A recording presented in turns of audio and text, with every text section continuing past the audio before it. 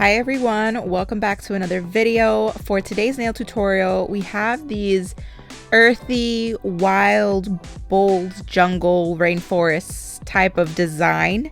I did sketch these out on my iPad, so I'm excited to show you guys how I did these and honestly what I went through to create this design, because we're gonna catch up a little bit. And let me tell you, this past week has been crazy. Wait till you hear the story that I'm about to tell you, because if you have kids, and you know, if you've been watching any of my videos, I got 2 toddler boys, you know kids are crazy. They do the craziest things. So we'll talk about that in a second. We'll catch up and I'll tell you what happened. Right now I am just creating my nail extension using not polished clear acrylic. I do really like this brand. I also use Valentino's cover acrylic and they're great as well. They just dry a little bit faster than not polished. And if you're someone like me going from a secret and you're looking to branch out, definitely try not polished. It's got this buttery smooth texture, and trust me, sometimes it's not you. Like when I was using a secret, I thought I sucked doing acrylic. I thought it was gonna take me forever to get, and one day I just decided, you know what, I'm gonna invest my money into something has a higher quality. And girl, let me tell you, I realized that it was not me. I really was not that bad. So if you are looking to invest into something different, definitely try not polished. I think they're a great brand.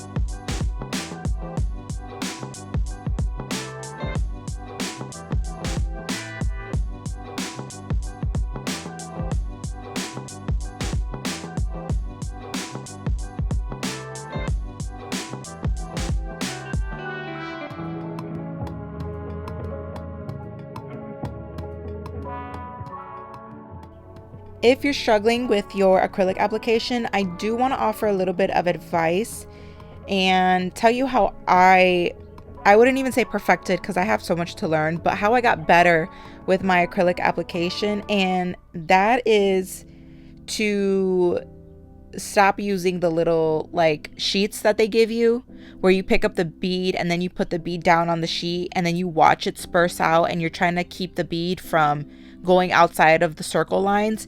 I stopped doing that because that was so counterproductive to me. Instead, what I did to really see how the bead would flow is I would take a nail tip and I would pick up a bead, put it at the top of the nail tip, and literally watch the bead drop to the bottom. And I would see how fast it would go. Sometimes the bead wouldn't even flare out at all, and I knew it was too dry. Sometimes the bead was like water running down the nail tip, and then I would just find the in-between. And I would practice putting my brush into the monomer and then tapping the back once, bouncing 3 times, and put the bead on the tip. See what that bead would fall down like. And then for the next one, I would tap the brush out of the monomer 1 time and then bounce the bead into the powder 4 times. See what that bead looked like. And that gave me a much better idea of the way the bead was gonna flow rather than just putting it on the paper. And when I tell you that works so much better, because realistically when you're putting the acrylic on the nail, you're pointing the nail downward. So wouldn't you want to see how it's gonna flow when you're pointing it downward? To me, I'm a visual learner, so that was much more beneficial than putting it on, what's it called? I'm losing my train of thought. I'm so sorry. Oh, putting it on the piece of paper. So definitely try it with the tip if you're struggling and see how it flows on the tip rather than using the sheet of paper. One more thing I do want to mention is the brand and the size of the brush. If you're ordering off of Amazon, which I feel like most of us do, I'm an Amazon girly, and that's where I get most of my products. I'm sorry. The Pana brand that's just where it's at for me. I've tried a lot of cheap acrylic, quote unquote, Kolinsky brushes, and oh god, the acrylic would just get really stuck in the brush. So Pana doesn't really give me that problem, so long as you're wiping your brush consistently the way you should. And also the size. For a really long nail, you might want to use a bigger size brush. Like, my nails are really long right here, and I'm using a size 16. But if I were to do like a short nail, I would probably just use a size 8 or a size 10, because you really don't need to pick up this massive bead the way you see me doing here. So give those two things a try, and I think it's really gonna help if you're struggling with acrylic.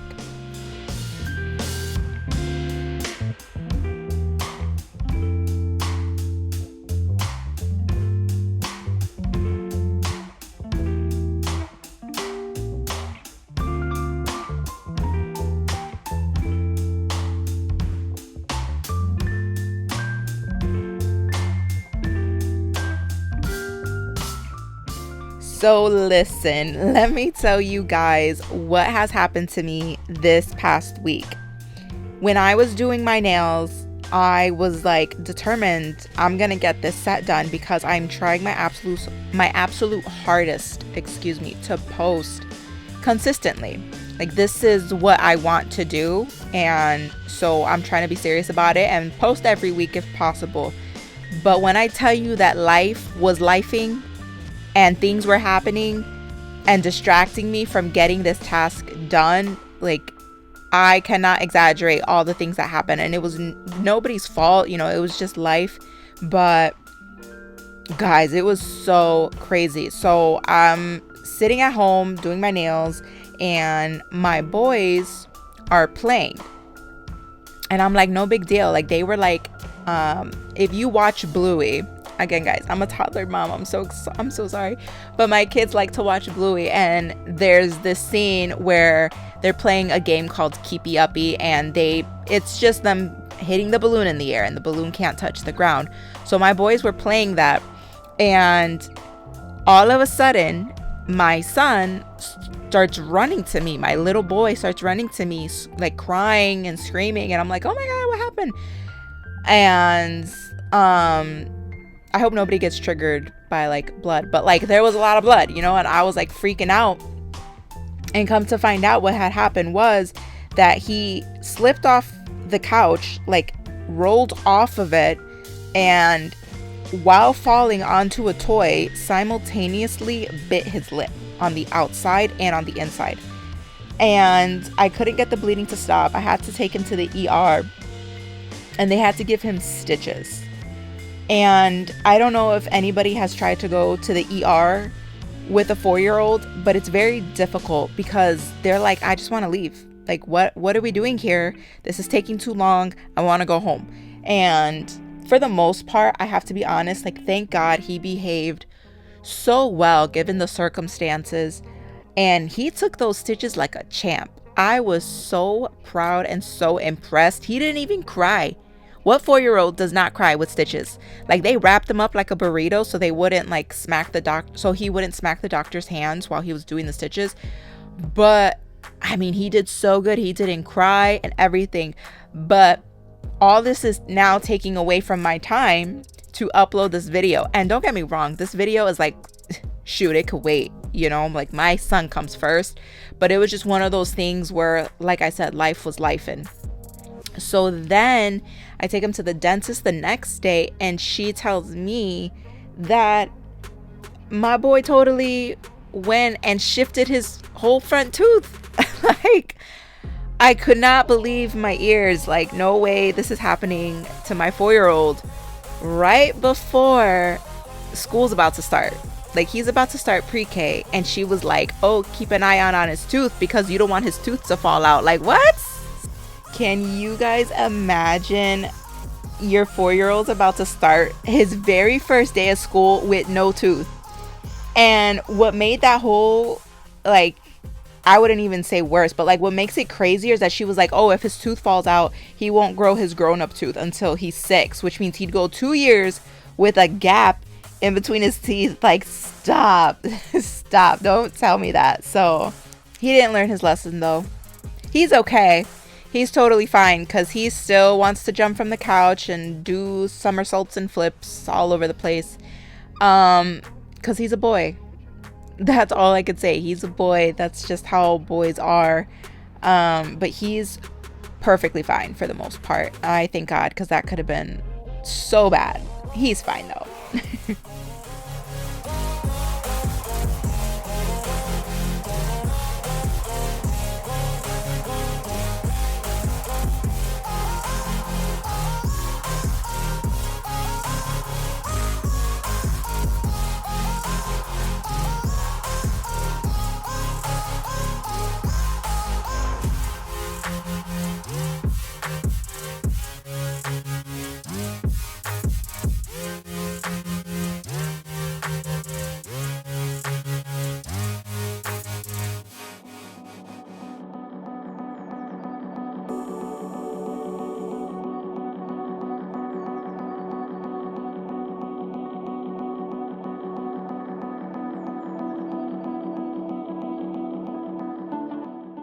So as I mentioned in the beginning of the video, I was going for this earthy, wild and free jungle rainforest type of vibes.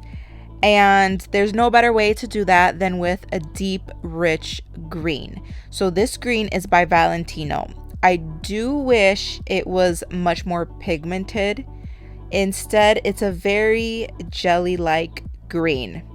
I could live with it though, because, you know, sometimes you need that like sheer jelly type of gel polish. So what I had to do was I had to use 3 coats instead of 2. Look at me, a hot mess. You see what I mean, guys? Like, I was going through it with this nail design. But I did do 3 coats of this. I did this on my index finger, and I did it on my ring finger and my thumb.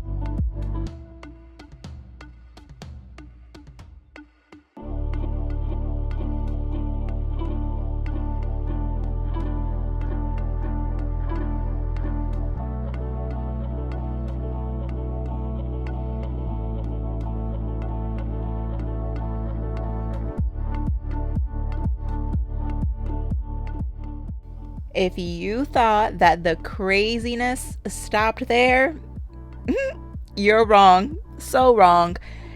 As I was doing this thumb, and I, of course, like I mentioned, I had to do 3 coats. So I was like getting ready to start the like half French design, and I saw something on my nail right here, and I was like, ooh, snap, it's not coming out. Let me get it. And look what I did. Look what I did. And then I thought, oh, I'll just top coat it with matte top coat. It'll, you know, not show. No, look what I did, and I made it worse. So I had to go and remove it. Remove all 3 coats of green that I had just put on and start fresh. Of course, this looks so much better, but like just the trouble that I was giving myself. When I finally did all that, I decided to stop messing around and matte top coat that thing because I didn't want to have no more mistakes. And I did like a half French design because right on top I'm going to do this snaky alligator crocodile type of design. I don't know what it's called. I wish I knew. It's been around for a while and you think I'd know the exact name for it, but everybody calls it something different. So I did a white bottom base, and I cured that. Then I did Blossom, the Blossom gel polish from Not Polish right on top. And then I went in with the same Valentino green for the alligator design.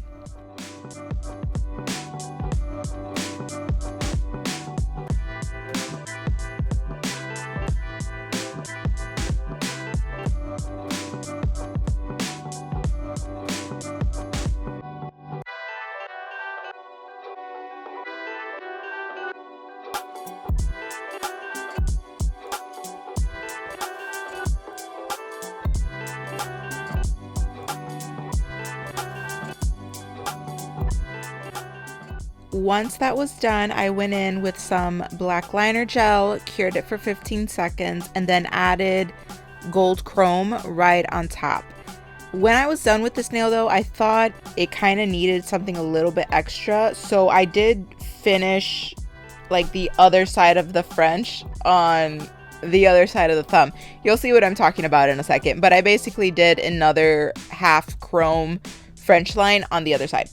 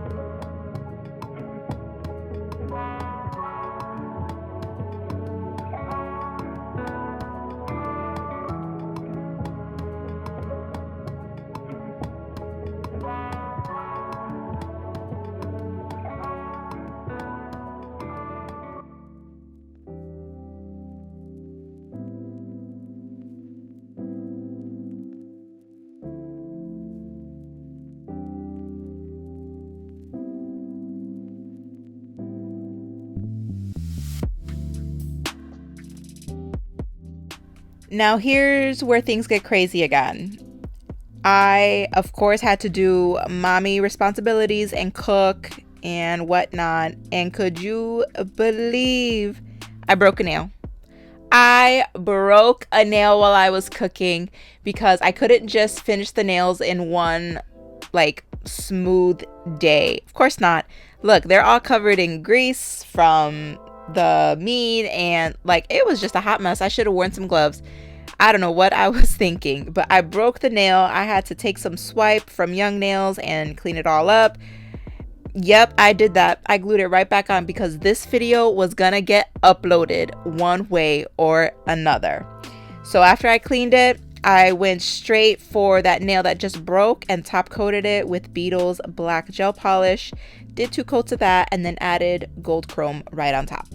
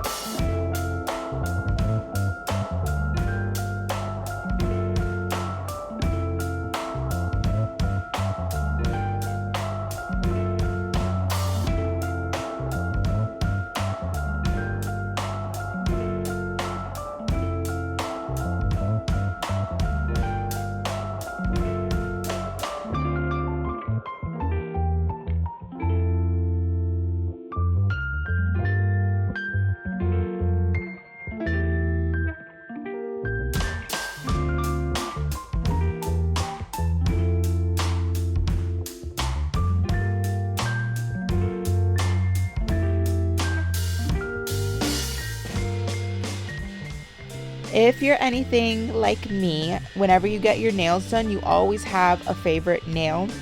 And for me, it was my ring finger, because I just loved the way it brought the design to life. And it reminded me of like jungle vines. You know what I'm saying? So like it really brought it all together for me. What I'm doing right here is taking an 8mm liner brush with my black liner gel, and then I cured it for 15 seconds and added my chrome powder on top.